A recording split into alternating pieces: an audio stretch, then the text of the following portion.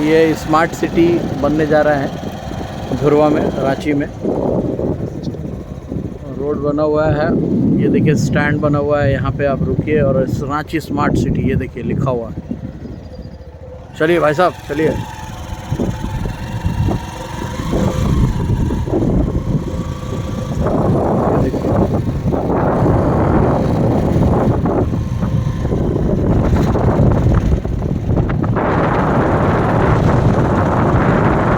बहुत ही शानदार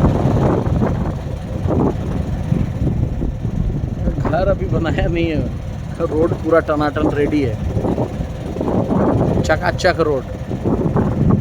हाँ